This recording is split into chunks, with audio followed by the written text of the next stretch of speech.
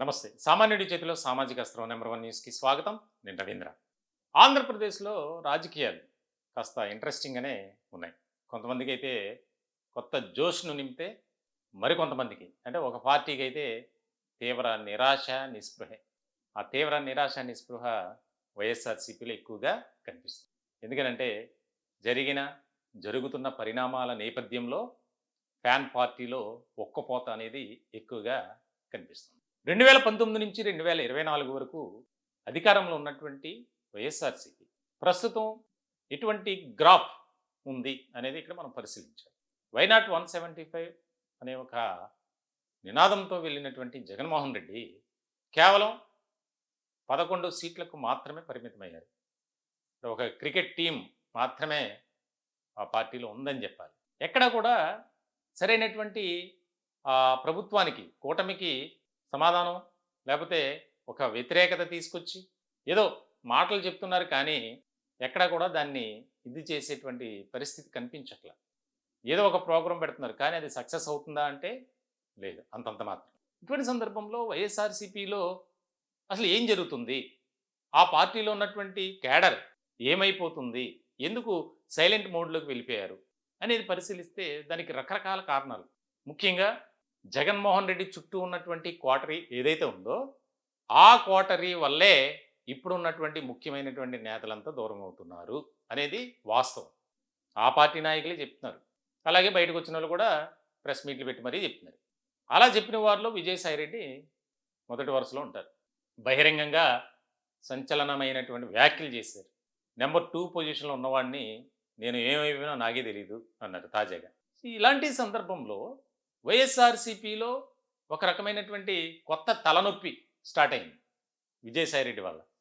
ఏంటయ్యా అది అంటే, ఆయన చెప్తున్నటువంటి విషయాలు, వెలుగులోకి తీసుకొస్తున్నటువంటి అంశాలు ఒక చర్చనీయాంశమైనటువంటి టాపిక్గా మారిపోయింది. తాజాగా ఆంధ్రప్రదేశ్లో గత 5 ఏళ్లలో వైఎస్ఆర్సీపీ చేపట్టినటువంటి ఏదైతే మద్యానికి సంబంధించినటువంటి వ్యవహారం ఉందో దాంట్లో వేలాది కోట్ల రూపాయలు చేతులు మారాయి అనేది ఇక్కడ ప్రధానమైనటువంటి అంశంగా చూస్తున్నటువంటి తరుణంలో విచారణకు వస్తున్నటువంటి విజయసాయిరెడ్డి మొదటిసారేమో ఒక బాంబు పేల్చారు. ఇప్పుడు తాజాగా మరో బాంబు.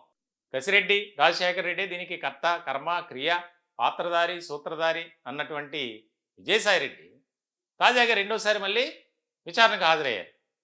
విచారణకు హాజరైనటువంటి సందర్భంలో ఇది మొత్తం దీని వెనుక ఒక సుప్రీం ఉన్నారు, ఆ సుప్రీం ఎవరో తెలియట్లేదు అని ఇక్కడ ఇండైరెక్ట్గా ఒక ఆయన పేరు బయటపెట్టారు. అలాగే కొంతమంది పేర్లు కూడా. ఈ యొక్క కసిరెడ్డి రాజశేఖర రెడ్డి అనే వ్యక్తి కింగ్ మేకర్గా ఉన్నాడు. లిక్కర్ స్కామ్లో కోట్లాది రూపాయలు దారి మళ్లించాడు. ఒక ఐటీ సలహాదారుగా వచ్చినటువంటి వ్యక్తి కోట్ల రూపాయల సామ్రాజ్యానికి అధిపతిగా ఎదిగాడు. దీనిపై ఫోకస్ పెట్టండి, అన్ని విషయాలు బయటకు వస్తాయి, అందరూ కూడా బయటకు వస్తారు. ఇలాంటి సందర్భంలో వైఎస్ఆర్సీపీలో ఒక రకమైనటువంటి చర్చ జరుగుతుంది. ముఖ్యంగా ఒక టెన్షన్లో పడ్డాడు జగన్మోహన్ రెడ్డి గారు. ఎందుకనంటే ఆయన కల్లో కూడా ఊహించుండ్రు జీవితాంతం మనతోనే ఉంటారు అని. రాజకీయాల్లో ఏ క్షణం ఏ విధంగా ఉంటుంది, ఏ మనిషి ఏ నాయకుడు ఎలా మారతాడో తెలియనటువంటి పరిస్థితి. అలాగే విజయసాయిరెడ్డిని కూడా అనుకోవచ్చు మనం. ఆయన పార్టీలోంచి బయటకు వచ్చిన తర్వాత చేసినటువంటి వ్యాఖ్యలు కానీ, ఆరోపణలు కానీ, విమర్శలు కానీ అందరికీ తెలిసినవే. కేవలం జగన్ చుట్టూ ఉన్నటువంటి క్వార్టరీ వల్లే ఈరోజు ఆయన ఓడిపోయారు అని ఒక కీలకమైనటువంటి వ్యాఖ్య చేశారు. కూడా ఆయన చేసినటువంటి వ్యాఖ్యలకు సంబంధించి ఈయన ఏమైనా ఎలక్ట్ అవుతున్నాడా? అవట్లా. మళ్ళీ ఆ వ్యక్తులనే చుట్టూ పెట్టుకుంటున్నాడు జగన్మోహన్ రెడ్డి. ఇటువంటి సందర్భంలో తాజాగా ఈ యొక్క ఆంధ్రప్రదేశ్లో లిక్కర్ స్కామ్ జరిగింది అని ఆయనే బయటికి తీసుకొచ్చాడు. ఇప్పుడు కొంతమంది పేర్లు బయట పెట్టడం, వారిని కూడా విచారిస్తే అనేక అంశాలు బయటకు వస్తాయని చెప్పడం, దీని వెనుక సుప్రీం ఉన్నారు, వారిని కూడా విచారించాలి, నాకైతే తెలీదు, మీకేమైనా తెలిస్తే చెప్పండి అని ఇండైరెక్ట్గా సెటారికల్గా మాట్లాడటం చాలా అత్యంత ప్రాధాన్యత కలిగినటువంటి అంశంగా మారింది. ఇప్పటికే అనేక విషయాలతో జగన్మోహన్ రెడ్డి ఎంతో సతమతం అవుతున్నారు. మరొకసారి ముప్పేట దాడి, ఆయనపై ఉన్నటువంటి కేసులు ఎప్పుడు రీఓపెన్ చేసి విచారణకు రమ్మంటారో తెలియనటువంటి పరిస్థితి. సుప్రీంకోర్టులో ఆ యొక్క జగన్ కేసులకు సంబంధించి ఎందుకు విచారణ జరగట్లేదని చెప్పి సిబిఐను, ఈడీని ప్రశ్నిస్తున్నటువంటి సుప్రీంకోర్టు ఏ క్షణమైనా ఏదైనా జరగవచ్చు అనే ఒక చర్చ జరుగుతున్నటువంటి తరుణంలో విజయసాయిరెడ్డి రోజుకు ఒక బాంబు పేల్చడం అనేది వైఎస్ఆర్సీపీలో అర్థం కాని ప్రశ్నగా మారిపోయింది. అసలు ఏంటో అయోమయంగా ఉంది, అగమ్యగోచరంగా ఉంది. దానికి సంబంధించి మొత్తానికైతే విజయసాయిరెడ్డి ఒక అప్రూవర్గా మారారు, త్వరలోనే భారతీయ జనతా పార్టీలో చేరబోతున్నారు అనేది కూడా బాగా వినిపిస్తుంది. ఆంధ్రప్రదేశ్ బీజేపీలో ఒక కీలకమైనటువంటి వ్యక్తిగా విజయసాయిరెడ్డి మారబోతున్నారు అనేది కూడా వినిపిస్తుంది. మరి ఎంతవరకు వాస్తవం తెలియదు, కానీ ఇదే జరిగితే కనుక చాలా కీలకమైనటువంటి వ్యవహారాలు, అంశాలు ఖచ్చితంగా బయటకు వచ్చే అవకాశాలు ఉన్నాయి. ఇప్పటికే పార్టీలో చేరలేదు, కానీ ఇండైరెక్ట్గా తాజాగా మాట్లాడినటువంటి మాటలు రాజకీయాల్లోకి ఎప్పుడైనా రావచ్చు. అప్పుడేమన్నారు, నేను వ్యవసాయంతో సరిపెట్టుకుంటా, రాజకీయాల్లోకి రాను అని. కానీ అందరూ ఊహించారు ఖచ్చితంగా భారతీయ జనతా పార్టీలోకి విజయసాయిరెడ్డి వస్తారు. ఎందుకంటే ప్రధాని మోదీతోనూ అలాగే అమిత్ షాతో ఇద్దరితో కూడా సాన్నిహిత్య సంబంధాలు ఉన్నాయి విజయసాయిరెడ్డికి.